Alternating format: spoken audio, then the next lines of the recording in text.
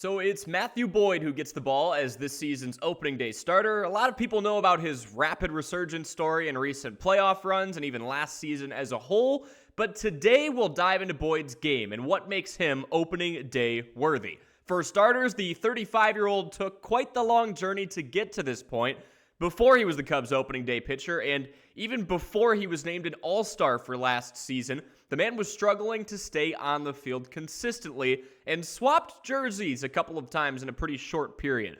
To this point, Boyd brings in over 200 appearances of experience, a 60-77 win-loss record, and he just recently passed the 1,000 mark in innings pitched and strikeouts. The guy brings in plenty of experience. That checks off one box for someone who should take the ball in a big moment like opening day. He's lived and thrived in a lot of big moments, so I think he's ready for this one. But an opening day starter needs more than just sheer experience. They have to have a proven track record of success, something to hang their hat on. Enter Matthew Boyd's 2025 season. If it wasn't for Cade Horton's second half of play, Boyd would have far and away been the best starter on this squad a season ago without much of a contest. Just last season, the guy went 14-8 with an impressive 3.21 earned run average. He struck out 154 hitters, and the part I don't think the Cubs even expected when they signed him, he gave them 179 and 2/3 innings pitched. This is someone who had only eclipsed 175 innings one other time 7 years ago now in 2019. Since then, Matt has failed to get to 100 innings even once over each of the last 5 seasons before 2025.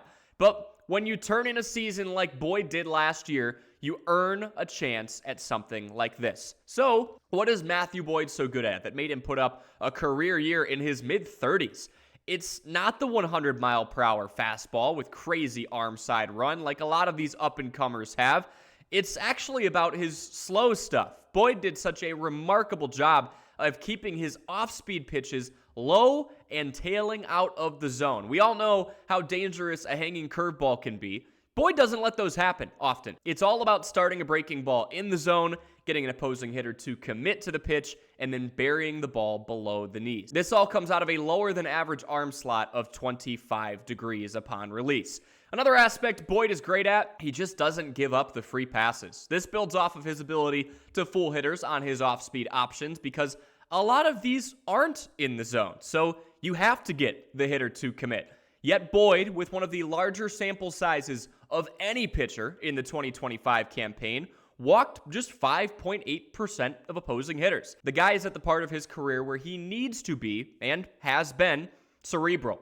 He has a great ability to continue to be that with his 5-pitch arsenal. While Boyd utilized the fastball almost half of the time in 2025, he sprinkled in his changeup, his slider, and his curveball all over 10% of the time. The sinker occasionally made a cameo, but glides in pretty similarly to that of his changeup. You want someone who can command the zone on opening day, and that's Matthew Boyd to a T. How do I think Boyd will do this year? I don't expect a spitting image of his 2025 season, just because I think it's tough for lower velocity guys to replicate something like that in the stage of Boyd's career that he's currently in.